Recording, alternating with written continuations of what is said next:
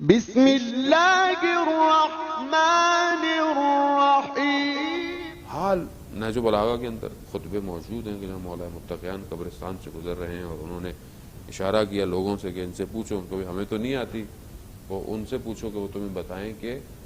اندر معاملہ کیا ہے، جو واقعاً معاملہ مثال کے طور پر بڑا میں آسان کر کے آپ کو بیان کرتا ہوں کہ جیسے مثال کے طور پر آپ نے زیارت پہ جانا ہے کہیں، تو ابھی آپ فون کریں گے کسی کو جو ابھی زیارت پہ ہو کے آیا ہوگا، تو آپ بولیں گے جی موسم کیسا ہے، کپڑے کیسے رکھنے چاہیے، اور گردی زیادہ تو نہیں ہے، کھانا صحیح ہے یا ہم کچھ یہاں سے ایسی چیز لے کے جائیں جو ہمیں وہاں کھانے کو ملے گا، آرام دہ ہے نہیں ہے، آپ سارے سوال پوچھیں گے۔ کیوں پوچھیں گے؟ کیونکہ آپ نے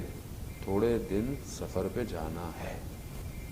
اور جہاں ہم نے ہمیشہ جانا ہے وہاں ہم نے کبھی کسی سے پوچھا کہ وہاں کیا معاملہ ہے، وہاں کیا چیزیں کام آئیں گی، کیا وہ چیزیں میں پورے دن میں جمع کر رہا ہوں، اور پھر یہ بھی ہمیں پتا ہے کہ ہم نے کس دن جانا ہے، یہ بھی نہیں پتا۔ یا تو آپ بولیں نہیں مولانا ابھی تو بڑی زندگی ہے، کس کو پتا زندگی ہے، مجھے نہیں پتا، میں یہاں سے اتروں گا ختم زندگی، کسی کو نہیں پتا زندگی کتنی ہے، تو خدا نے اپنے ہاتھ میں رکھا ہوا معاملہ، تو ہمیں اس کا پتہ بھی نہیں ہے، اور ہم یقین بھی نہیں کرتے کہ ہم نے مرنا ہے۔ جانے محترم معاملہ آسان نہیں ہے، سخت ہے، لیکن صرف ایک آسانی ہے ہمارے پاس، کیا ہے؟ ولایت علی ابن ابی طالب علیہ السلام۔ اللہم صلی علی محمد۔ نہیں، میرے پاس تو عمل اچھا نہیں ہے، میرے پاس تو صرف یہ اہل بیت ہے کہ جو بچا لیں، وہ یہی ہے۔ آغا حیری یزدی کا واقعہ آپ نے سنا بھی ہوگا، میں بھی بیان کر چکا ہوں کہ جب ان کا انتقال ہوا تو ایک عالم دین کے خواب میں آئے، تو انہوں نے بتایا کہ کیا ہوا، کہا میں نے دیکھا لوگ مجھے دفنا کے چلے گئے، اور پھر میں نے دیکھا کہ میں اکیلا ہوں، اور دو آگ نما چیزیں میری طرف آ رہی ہیں، اور میرا خوف بڑھتا جا رہا ہے۔ اس سے پہلے کہ میری جان نکلتی میں نے دیکھا کہ ایک نور سفید رنگ کا خوبصورت میرے قریب آیا، جیسی وہ قریب آیا یہ آگ مجھ سے دور چلی گئی، میں نے اس نور کا شکریہ ادا کیا، میں نے کہا اگر آپ نہیں آتے تو میں مر چکا ہوتا، آپ کون ہیں؟ تو وہاں سے آواز آئی میں امام رضا ہوں، آپ میری اللہم صلی علی محمد وآل محمد، آپ میری زیارت پہ تقریباً 100 دفعہ آئے، کتنی دفعہ آئے ہیں، تو میں بھی آپ کی زیارت پہ آؤں گا۔ تو عزیزان محترم، یہ بہت ساری چیزیں جو شاید ظاہری دنیا میں ہمیں لگتا ہے کہ کیا فائدہ ہے، یہ وہاں پتہ چلے گا کہ فائدہ کیا ہے۔ قبر کو جو چیزیں روشن کرتی ہیں، جو اس کو لائٹ اپ کریں گی، وہ یہاں کی الیکٹریسٹی نہیں ہے، اور یہاں کا موبائل آپ کو کام نہیں آئے گا جن اندر ٹارچ آن ہوگی، یہاں وہاں کی جو روشنی ہے وہ کوئی اور ہے، وہاں کی روشنی ذکر ہے، اللہ نور، اللہ کا ذکر نور ہے، جتنا ہمارا وجود خدا کے ذکر میں مشغول ہوگا اتنا یہ قبر نورانی ہوگی، جتنا ہم نے دنیا میں لوگوں کا خیال رکھا ہوگا خدا قبر میں ہمارا خیال رکھے گا، جتنا ہم نے لوگوں کا حق ادا کیا ہوگا ہمارے حقوق وہاں قبر میں بچیں گے۔ بہت سخت ہے کسی کا مال کھا جائے آدمی دنیا میں، وہ قبر میں چلا جائے، بہت سخت ہے، یعنی انسان نہیں پے کر سکتا ان ساری چیزوں کو، کیسے پے کرے گا؟ وہاں سے تو آگے پے بھی نہیں کر سکتا۔ یہ تو بعض آیت اللہ شہید دست غیب کہ آپ کی صلوات ان کے درجات میں اضافہ فرمائے، اللہم صلی علی محمد۔ آیت اللہ دست غیب نے کئی واقعات کو اپنی کتاب میں کوٹ کیا ہے اور بیان کیا ہے کہ کچھ جیسے لوگ انتقال ہو گیا چلے گئے، تو وہ پھر آئے خواب میں اپنے جاننے والوں کے، اپنے فرزند کسی کے، کہ میں نے فلانے شخص کا جو ہے وہ اتنے چیز دینی ہے، اور وہ نہ دینے کی وجہ سے مجھے قبر کے اندر بہت مشکل ہو رہی ہے، ایک بچھو ہے جو آتا ہے ہر روز میرے پاؤں کو کاٹتا ہے، اب یہاں آپ کو کوئی تکلیف ہو آپ ڈاکٹر کو دکھاتے ہیں، بھاگتے ہیں، علاج کراتے ہیں، وہاں کہاں بھاگے گا انسان، وہاں بھاگ نہیں ہے، وہاں کوئی جگہ نہیں ہے کہ وہاں قبر سے بھاگ کے کہاں جائے گا آدمی۔ قبر مومن کے لیے جنت کے باغوں میں سے ایک باغ ہے، خدا نہ خواستہ انسان کا عمل اچھا نہ ہو تو جہنم کھڑکیوں میں سے کھڑکی ہے، یہ خوب یہ ہم خیال کریں، خوب ہم کیسے خیال کریں ہم پہلے تو ان کا خیال کریں جو چلے گئے، جو ابھی سو رہے ہیں قبر کے اندر، ہم ان کا خیال کریں جانے، اپنے والدین ہوں، رشتہ دار ہوں، بہن بھائی ہیں، جو بھی ہیں، ہمسایہ ہے، دوست تھا میرا، ساتھ اٹھتا تھا، بیٹھتا تھا، کھانے کھاتا تھا، ہم جاتے تھے، خوب آج قبر کے اندر ہے، کتنا میں خیال کر رہا ہوں اس کا. عام زندگی میں مجھے فون کرتا تھا، میں اسے فون کرتا تھا، بھی میں قبر میں آ کے اس کے کال کر رہا ہوں کہ نہیں کر رہا. خیال کریں، اس کے لیے کوئی ہدیہ کر دیں، فاتحہ پڑھیں، کوئی قرآن تلاوت، اس کی طرف سے کوئی نیکی کر دیں، کو ہیلپ کر دیں، اس کے صدقے میں، اس کے نام، یہ سب جاتا ہے اس کے پاس. حتیٰ آپ کی صلوات جو ہے محرومین کے لیے، وہ بالکل ایسے ہی ہے کہ جیسے گرم کمرہ ہو دھواں والا اور کوئی کھڑکی کھل جائے اور وہاں سے ایک فریش ایئر اندر آئے. یہ صلوات جو ہے وہ محرومین کے لیے بالکل ویسی ایک صلوات بھیجتے محمد والے. اللہم صلی علی محمد وعلی محمد. حضرت مریم سلام اللہ علیہا جب حضرت عیسیٰ علیہ السلام کے خواب میں آئیں تو پوچھا حضرت عیسیٰ نے اپنی والدہ سے کہ وہاں کیا ہے، اور اگر آپ دوبارہ دنیا میں آئیں گی تو کیا کریں گی؟ تو انہوں نے کہا کہ میں دوبارہ دنیا میں آؤں تو میں گرم دنوں میں روزے رکھوں گی، ساری رات عبادت میں کھڑی رہوں گی. کیوں؟ کہا انہی چیزوں کی قیمت ہے وہاں پر، یہی چیزیں وہاں پر ہے. اور یہاں تھوڑا سختی لگتی ہے انسان کو، روزہ رکھ لینا، نماز پڑھ لینا، دعائیں پڑھ لینا، عبادت کر لینا خدا کی. عزیزان محترم، ایک سجدے میں آپ جب یہاں پر خدا کو سبحان ربی الاعلیٰ و بحمدہ سبحان اللہ کرتے ہیں، یہ سجدہ آپ کو قبر کے اندر بچائے گا اور خود گواہی دے گی کہ یہ بندہ وہ تھا جس کی پیشانی خدا کی بارگاہ میں جھکتی تھی، یہ وہ تھا جس کا ہاتھ جیب میں دوسروں کے لیے جاتا تھا، یہ وہ تھا جس کی زبان سے پروردگار کسی کو کوئی نقصان نہیں پہنچا، وہ تھا کہ جس نے ہر چیز کا خیال رکھا، حتیٰ رستے کے پتھر کو ہٹایا تاکہ کسی کو تکلیف نہ ہو. تو یقیناً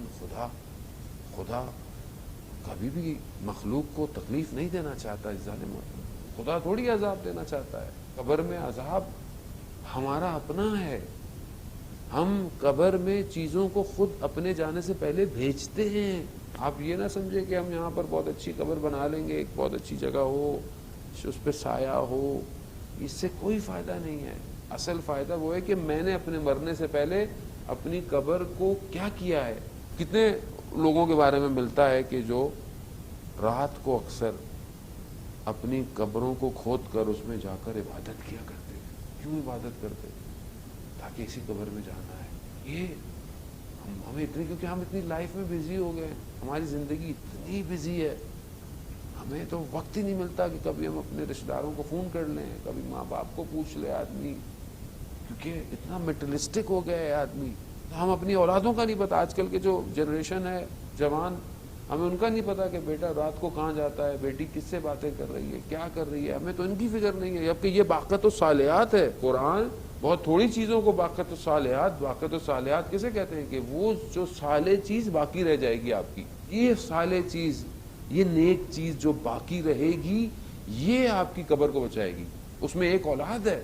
اگر آج اچھی اولاد کی تربیت نہیں کی، اس کو اس قابل نہیں کیا کہ وہ خدا کا خوف رکھے، وہ حلال حرام کی پہچان رکھے، وہ کل کو خدا کی بارگاہ میں عبادت کرے، یہ جو بھی نیک کام کرے گی، چاہے وہ نیت کرے کہ نہ کرے، اس سب کا ثواب اس والدین کو ہے. حتیٰ صرف والدین کو نہیں ہے، ان کے آباء و اجداد کو ہے. حضرت عیسیٰ گزر رہے تھے قبرستان سے، دیکھا قبر میں عذاب ہے. پھر 1 سال بعد دوبارہ گزرے تو دیکھا قبر میں عذاب ہی نہیں ہے. ہاں پروردگار، میں جب پہلے گزرا تھا اس قبر پہ عذاب تھا، اب کیا ہوا؟ ہاں، اس کے بچوں میں سے، اولاد میں سے کوئی تھا، اس نے ایک پل ٹوٹا ہوا تھا، اس ٹوٹے ہوئے پل کو صحیح کرایا تھا کہ لوگ اس سے گزر سکیں. اس کی اس نیکی کی وجہ سے ہم نے اس کی قبر سے عذاب ہٹا دیا ہے. یعنی کتنا فرق پڑتا ہے. یعنی اگر آپ کا بچہ، آپ کا پوتا بسم اللہ الرحمن الرحیم پڑھتا ہے تو اس کا ثواب آپ کے پیرنٹس کو قبر میں جاتا ہے. کیوں؟ کیونکہ اس نسل میں سے یہ ایک بچہ نکلا ہے کہ جو اللہ کے قرآن کی تلاوت کر رہا ہے. اس لیے بہت امپورٹنٹ ہے کہ ہم اپنی آنے والی نسل کو جانے محترم تربیت کریں. ورنہ ابھی آپ دیکھیں نا، ابھی آپ سب بزرگ آئے ہوئے، کوئی جوان نہیں آیا گا. کیوں نہیں آئے گا؟ کیونکہ ہم نے اس کی تربیت نہیں کی اس طرح. ہم نے اسے بتایا نہیں ہے کہ یہ کتنا امپورٹنٹ ہے. یہ جگہ تمہارے اپنے آباء و اجداد تمہاری راہ دیکھ رہے ہیں، مردہ اپنے زندہ کی راہ دیکھتا ہے کہ یہ شب جمعہ میرے لیے فاتحہ دے گا یا نہیں دے گا، یہ روز جو اتنے اچھے اچھے کھانے کھاتا ہے کیا اس کھانے پہ میرا فاتحہ دے رہا ہے، میرے لیے کوئی نیک کام کر رہا ہے، اپنے لیے تو بڑے برانڈڈ کپڑے پہن رہا ہے، میرے لیے کیا کر رہا ہے، کیا میری طرف سے کوئی لباس لے کر کسی ایسے شخص کو کہ جس کے پاس لباس نہیں ہے اس کو دیا اس نے کہ وہ ثواب مجھے پہنچے، نہیں ہے، کیونکہ ہم نے تربیت نہیں کی عزیزان محترم، میں اپنی بات کر رہا ہوں، آپ کو خدا نہ خواستہ کہہ رہا، کیونکہ ہم نے ان کے دلوں میں خوف خدا نہیں رکھا، اگر ہم ان کے دلوں میں خوف خدا رکھیں گے تو وہ کل ہمارے پر آئیں گے۔ ابھی ہم لوگ بہت سی ہماری خیر داڑھی سفید ہو گئی ہے، زندگی ڈلتی جا رہی ہے، تب تو مجبوری ہے، کیا کرے، موت نظر نہ بھی ہے تو بھی سمجھتے ہیں بھائی پتہ نہیں کب موت آ جائے گی، ہارٹ آج کل بیماریاں اتنی آ گئی پتہ ہی نہیں چلتا، آدمی بند ہو جاتا ہے، تو ہمیں تو ویسے ہی آ جاتے ہیں چلو قبرستان ہے، ہاتھ میں تسبیح پکڑنی ہے، خدا کو سجدہ کرنا ہے، اصل جوانی ہے، جوانی میں جو خدا کی بارگاہ میں آتا ہے خدا اسی کو شباب کو چاہتا ہے، اور یہی خوف اگر جوانی میں آ جائے انسان کی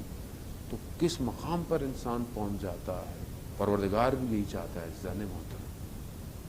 کہ انسان کا قرآن 30% یعنی قرآن کا تقریباً ہر صفحہ ہمیں آخرت اور قیامت کی طرف متوجہ کر رہا ہے، دیکھو تم نے یہاں آنا ہے، یہ جگہ ایسی ہے، یہ جگہ ویسی ہے۔ عزیزان محترم واقعاً یعنی میں خود بھول جاتا ہوں میں نے مرنا ہے، اتنی روایتیں اتنی حدیثیں پڑھنے کے بعد میں خود بھول جاتا ہوں کہ میں نے مرنا ہے۔ میں ایک دفعہ قبرستان گیا، میرے دوست کی والدہ کا انتقال ہو گیا تھا، میں گیا تو فاتحہ پڑھنے گیا، جب میں فاتحہ پڑھ رہا تھا قبرستان جیسے کہ قبرستان بنا ہوا ہے تو پیچھے کچھ نئی قبریں کھد رہی تھیں، میں نے ایسی مڑ کر پیچھے دیکھا تو ایک قبر کھدی ہوئی تھی، مجھے اچانک سے اس کھدی ہوئی قبر میں سے ایسا لگا کہ مجھے اندر سے آواز آئی، کہا بخاری صاحب آپ نے بھی قبر میں آنا ہے۔ بس وہ تھوڑی دیر کے لیے میرا بدن ساکت ہو گیا کہ میں نے اپنی قبر کے لیے کیا کیا ہے، میں کتنا تیار ہوں، ابھی آپ میں کہیں انٹرویو دینا ہو، کہیں کوئی ہمارا امیگریشن ہو، کچھ ہو، ہم کتنے ڈاکومنٹ پریپریشن کرتے ہیں، کتنے انٹرویو کی تیاری کرتے ہیں، اب قبر میں جو سوال آئے گا من ربوں کا، من نبیوں کا، من اماموں کا، آپ کیا سمجھتے ہیں یہ زبان کھلے گی وہاں پہ؟ کبھی انسان خواب میں دیکھتا ہے کچھ مشکل میں، وہ خواب دیکھے ہوں گے آپ نے، خواب میں انسان کو کوئی چیز مارنا چاہتی ہے، ڈرانا چاہتی ہے، انسان بولنا چاہتا ہے، انسان بول نہیں پاتا خواب میں اور اڑ جاتا ہے، پھر گھبرا کے زبان بند ہوتی ہے۔ قبر میں زبان کیسے کھلے گی؟ اگر آج زبان دنیا میں اللہ کی خاطر کھل رہی ہے، حلال حرام کے لیے امر بالمعروف کر رہی ہے، اپنے سامنے برائی دیکھ رہی ہے، معاشرے میں کمیونٹی میں بول نہیں رہا شخص، فیملی میں مشکل ہے بول نہیں رہا شخص، تو آپ کیا سمجھتے ہیں قبر میں ہم بولیں گے من ربوں کا، اللہ میرا رب ہے، من نبیوں کا، رسول خدا میرے رسول نبی ہے، من اماموں کا، علی ابن ابی طالب میرا امام ہے، یہ بولے گا آدمی؟ کیسے، آسان نہیں ہے یہ بولنا، اس کے لیے دنیا میں پریکٹس چاہیے کہ قبر میں میری آواز نکلے۔ عزیزان محترم وہ تو مجھ سے کتنی دفعہ پوچھے گا منکر نکیر، وہ جو آئیں گے وہ تھوڑی میرا انتظار کریں گے، وہ تو مامور ہیں، وہ تو پوچھیں گے، وہ میں نے جواب نہیں دیا پھر کیا ہوگا؟ اور وہاں بھی جو جواب ہے وہ رٹے والا جواب نہیں ہے جو آپ رٹا لگایا اور امتحان میں پاس ہو گئے، وہاں جواب وجود سے ہوگا۔ اگر یہ وجود علی ابن ابی طالب کی سیرت پہ چلتا ہوگا تو خود بخود جواب نکلے گا، میرا امام علی ابن ابی طالب ہے۔ کیوں؟ کیونکہ زندگی کو علی کی سیرت پہ گزارا ہے۔ وہی لوگ بچائیں گے، کچھ نہیں ہے، یقین کریں آپ، یہ سب ختم ہو جائے گا،